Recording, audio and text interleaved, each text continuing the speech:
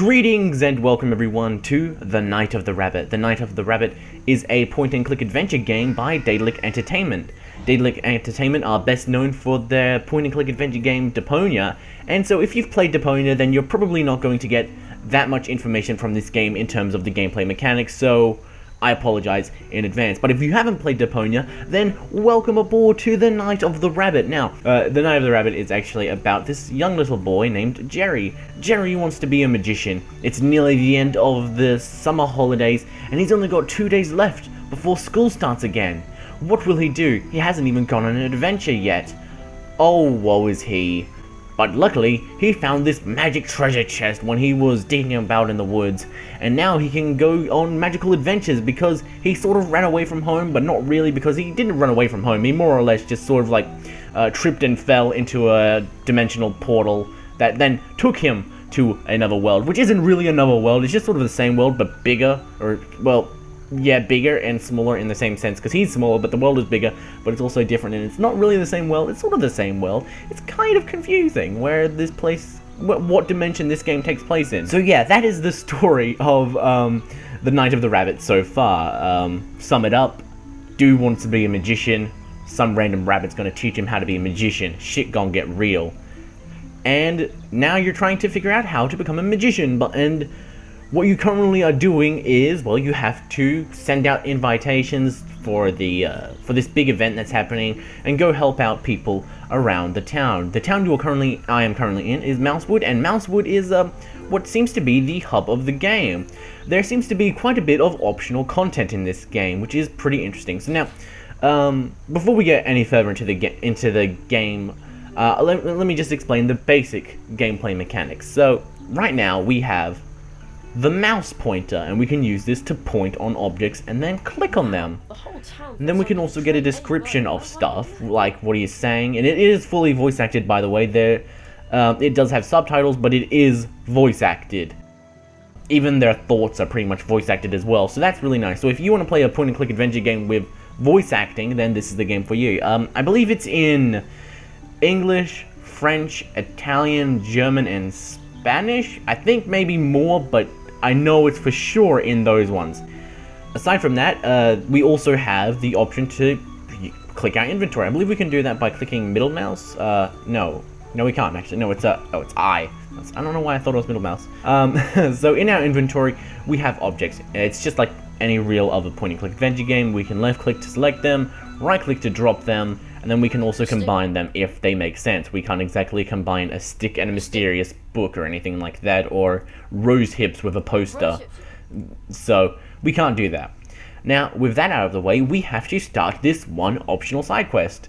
Well, I suppose that's sort of redundant, but whatever. We have to start this side quest. Now, this game has actually quite a few bits of side quests, or at least I think they're side quests and not at all mandatory, but they certainly seem like they're not mandatory. So basically, this guy here, he wants to become an adventurer, and, well, he sort of is, but he wants to travel across the ocean, far and wide, but to do that, he needs some sort of boat, and he ordered one quite a while ago, but his boat hasn't arrived here, so that's the problem here. So we need to get his boat all ready and allow him to, you know, start his travels across the world and do whatever the hell he wants. So now we've just been instructed to find his boat. Now, if we click our journal, we can see here all of our little goals that we have to do, what we have accomplished, what we have to do, and stuff that will probably be happening in the future and such. So now let's click resume game, and now we have to go find the Hedgehog Brothers. The Hedgehog Brothers are most well known for their arts and crafts and all that stuff, so we need to go get them to create our boat for us. We just need to go through the town, and then voila! The Hedgehog Brothers are here. Now, the voice acting in this game is pretty good for certain characters. I don't really like the main character's voice, but I do quite like how the Hedgehog Brothers are voiced. I'll just let you listen to them right now. About his boat. Spitzweg's probably been waiting at the catfish barrier for hours. Unfortunately, our tools have disappeared. They were brand new. I bet there's a green hat behind it. Ah, don't be silly. Our dad told us about green hats. We were 4 years old. Even so, they run around Marswood, they're invisible, they steal tools, and they open up drafts and cause you to catch a cold. It's a fairy tale. And all those little footprints everywhere, are they a fairy tale too? I'll take a look around for your tools. Thanks. That'd be a big help. Alright, so now, with that out of the way, I just love the Hedgehog Brothers voice acting. It's just so cool listening to them. I don't know. I can't really explain it, but I like it. Anyway, now, they are looking for a green hat, and we also have another tool. So now, I've explained pointing and clicking, but we also have this magic coin with a hole in it, and this allows us to see some magic related things. It's sort of weird. It shows some stuff. It shows supernatural stuff, basically. Let me show you it. Oh, somebody's there. A little green man with a hat. I knew it! We've had a green hat in the house after all. Ah, may the snakes take me, jolly cats and fly specks, hail and mud puddles. He can see me, but not if I hold me breath.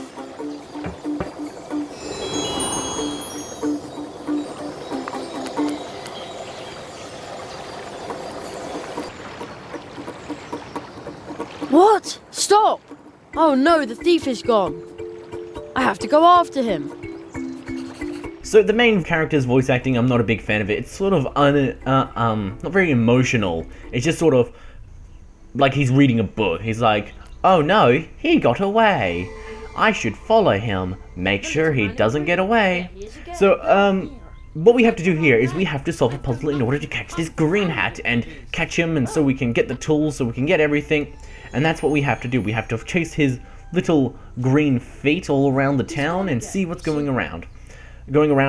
Where he's going, rather. So, this is actually a very fun little puzzle sort of thing. It does require you to think outside the box, but it doesn't, it's not that difficult, because the puzzles in this game, thankfully, aren't that mind-bending, at least not right now, and because you have stuff like the magic coin, and you also have, allow me to show, once this cutscene ends, I'll show you, you also have this to ask, You also have this to ask for help. Apparently I can't click it.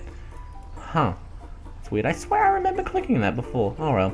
Well, anyway, for some reason it's not allowing me to, but basically, we need to pick up this rake and place it over here. Okay, and we need to place it over here. So now, the leprechaun guy will, green hat I suppose, the green hat will come along over here and he'll step on the rake all Sideshow Bob style. Alright, so now we have to just chase this guy around once again, and then we should be all ready. Now, here is one problem I do have with this game. Walking around somewhere takes a long time. But you can just sort of double click on exits to just zoom past the entrance. So sometimes it's actually quicker to double click on an exit and then double click back on into the exit to go back to where you were to go faster, because that's actually faster than moving. So if there's one criticism I have on this game, it's that the character's movement speed is slow. Very, very slow. And especially in some of the bigger areas of the game, it really becomes quite annoying. There's no way to, like, increase his speed. So, if at all possible, I would love to have an option for, if you were to say double click on an option or a section of the screen, then it would make him go faster. Like, say, in point-and-click adventure games, it normally has that. Like, if you've played Siberia, they have that in there. So that's what I would like in this game, because it does take a while for him to get from place to place, which is quite annoying. Alright, so now we have our tools for the Hedgehog Brothers, but first we need to return this rake. Wouldn't want the guy to be all grumpy at us. He's like, oh, what are you doing with my rake? You're not putting it back. So now that's back, and so now we need to go talk to the Hedgehog Brothers by slowly but surely walking over to them. Alright, there we go. So now we can just give them the tools, but unfortunately, they will not start work on the boat until we get rid of the green hat. So now what we have to do is we need to pick up this wooden board. We can figure out what is interactable with our magic coin, we can activate our magic coin by either going into our inventory and activating the magic coin, or if we don't want to watch that animation, we can just press the space bar. Also, I believe middle mouse as well. Yes, the middle mouse or space bar you can press to see what is interactable in the environment. So it doesn't ever become a real pixel hunt because you have this sort of feature which allows you to see what is interactable and what is not. Although you don't get you do not get this feature of the magic coin with a hole from the start. So the first few levels can be a bit of a pixel hunt. Like, I remember looking around for ages trying to find this one specific acorn that was at the top of a tree, and I had no idea you could interact with it. I thought it was just a background, but no, it was interactable. So yeah, that was annoying. But thankfully, they do give you this magic coin, so eventually you can find out what is interactable and what is not, so you can just pick up everything and anything. There we go. So now with that picked up, we can pick up the old wooden board and place it on the leprechaun's little hole thing. And now, with that being done, we have to just chase the leprechaun again. So now that the little hole thing has been boarded up, we need to chase the leprechaun again, which requires us to repeat a lot of the same content, and this is actually a slight problem the game has. The game has a tendency to repeat itself quite a bit. Especially in dialogue, you'll commonly hear characters repeat the exact same phrases when talking to them. Like, you'll ask them a question, they'll say their intro, they'll say something else, they'll repeat the exact same expression. Like, it just repeats itself an awful lot. So now, it's like, see, in order to actually pass this thing, we need to go through a full loop, like around 3 times minimum, I think. Like, once for the first introduction, once before him to get hit by a rake, and then once for us to get the tools from him. Well, that's the rake. Once for him to get hit by a rake and get us the tools, and then for us to place the picket onto the wooden board thing, and then finally have him be complete. So that's 3 times we have to go through that one area, like the exact same stuff except with minor changes. We have to repeat it 3 times, and that can be rather annoying. That's the biggest problem this game has, repeating content. But aside from that, it's pretty good. The voice acting is good. The art style, okay, let me just talk about the art style for a little bit. I love it. It's got this great sort of like, it's like a child's book, which is great because it is sort of based around that same sort of thing, where it's like it looks like something you would see in a children's book. You would open it up and you would expect to see something like this, and it's really great because that art style represents the tone of the game. It is this light-hearted little story for children, and also for adults, like any good story. So you can enjoy it for the whole family and all that, and it's just brilliant, and I just love how it looks. It's so detailed and it's so well drawn as well. Like, something that is really good, like, not only is the actual character models well detailed and all that, but if you actually look far off into the distance, it actually looks quite, oh my god, I don't know the expression for it, but it looks gorgeous. It really clicks with me. I just love how it starts off really detailed up front, gets not very detailed at the back, and then it is just gorgeous. Now, aside from the art, we've got music. Music in this game is actually pretty damn nice. It's got that very nice sort of upbeat, wondrous sort of tone about it, and it really helps represent the mood. The music always fits with the game, and thankfully there is an option to change the volume of the music as well, so that's always good. Now, I'm a big lover of volume sliders, and this game has got them all. Thankfully, you can change the volume of each individual thing. So if the sound effects are too loud for you, you can make them muted. If the music is too loud for you, you can make it lower. It's just brilliant. Now, this game does have quite a few options as well. Now, we just take a quick look at the options, which unfortunately are not in the game. There are some in the game, as you just saw, but most of them are in a separate launcher of the game. So now, let me just show you what options are in this game. It's pretty intense.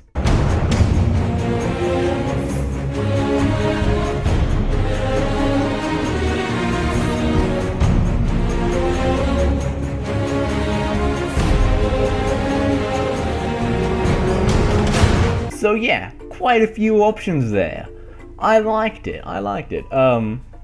Yeah, so it's got a lot of options, got a lot of volume sliders. It's just really cool as far as options go, and I just love that. So now that we've gotten rid of the green hat, we can now give these Hedgehog brothers their tools, and now they can get to work on the leaf boat thing. And it is all done, and now with that, we can just give it to him. Simple as that. It's quite brilliant. Now with that done, let me show you some of the more optional content in this game. Now I know I said that what we were actually doing is the optional content, a side quest, but there's even more optional content. So it's optional content. It's kind of cool. Alright, so he's got it now. Let me just zoom on over there to him. Alright, we are now at where what's his name? Spitzweg is. We are now at where Spitzweg is with his leaf boat, and now I can show you the optional content, the optional content that I was talking about. And it's this. You probably can't see this. Let me just zoom in. There you go. You see that? See that little shiny thing? Yeah, that's a collectible. You can collect that. There you go. You found a magic dewdrop thing. Don't really know what it's about, but you can go around collecting them. So if you see them around the map or the screen or whatever, the game, then you should click on them. So now, do you see any more? I do, right here. See? I beat you to it. Now, are there any more? No, actually, yes, there are. Another one. There you go. See? Dewdrops everywhere. You can find them all over the place. And now, that is some of the more optional content. There's really not that much to get from it. I believe it's just an achievement and maybe something else. But as far as I know for certain, it's only just an achievement. So that is a bit of a shame. Now onto this other optional content, which, let me just zoom in on here. You see that? That is a sticker, which you can click. What's interesting about these stickers is that you cannot find, well, the collectibles, I suppose, you cannot find any of these collectibles using your magic keyhole thing, coin hole thing. So it actually does require you to still look. So if you are after that sort of like pixel hunt feel, where you're looking around the entire screen for this one little thing, then you'll like this game. I don't really like that sort of thing though, so I just cheated and used walkthrough. So that has been the Night of the Rabbit. Now, as far as, okay, so let me list off my critiques and positives. Well, actually, you know what? Basically, anything that I don't mention in my critiques, I think is amazing. So, critiques. Too much reused content. It doesn't reuse it a lot, but when it does reuse it quite a bit, and that can get annoying. Now, also, technical problems. When you enter a new area, it sort of stutters for a split second and it looks really weird. And it just sort of freezes on you and then it starts again. Now, apparently this is just sort of an engine problem and they haven't been able to fix it. Apparently it's been in Deponia as well, so yeah, that's just a real shame. I would love it if they could fix that. Probably they won't be able to, since apparently it is an engine glitch, so that would require lots of money being thrown at the project, and I'm sure they just don't have that kind of money to do that. So, sometimes the puzzles can be a bit confusing. That's also another problem I have with it. Like, not even confusing in the sense of, oh, like all that actual real challenging puzzle sort of sense. It's more in the, how the was I supposed to know that? And yeah, it's like I mentioned earlier on, the acorn being at the top of like the screen, like I didn't realize I could interact with the top of the thing. Now they have done ways to mitigate those sorts of problems with the coin and showing you what you can interact with, and I do respect that. So I actually haven't had any problems after the acorn incident, so maybe it isn't such a big problem. But if you do purchase this game, just remember that acorns are assholes, so and be on the watch out for those, okay? Just until you get the magic coin, just watch out for those acorns. They shifty little fuckers. So yeah, that's really all my problems with this game. So all those problems that I just listed, if I didn't list anything as a problem, that means I like it. The art style, gorgeous. The music, wonderful. The voice acting, pretty damn good. What else? Well, the story is actually pretty great as well. It's a nice little fable, I suppose. It's not exactly Citizen Kane, but then again, it's not trying to be, and that's good. It's good to see it trying to be its own thing, and I like that. So with that said, thank you for sticking around, everyone. I hope you enjoyed my first impressions of The Night of the Rabbit. You can purchase this game right now for $20 on Steam, goodoldgames.com, and probably a bunch of other websites like Amazon and Daedlic Entertainment's own website. I'll try to find all the relevant links and put them in the description, so just click the description to see where you can purchase it from. And with that said, GG.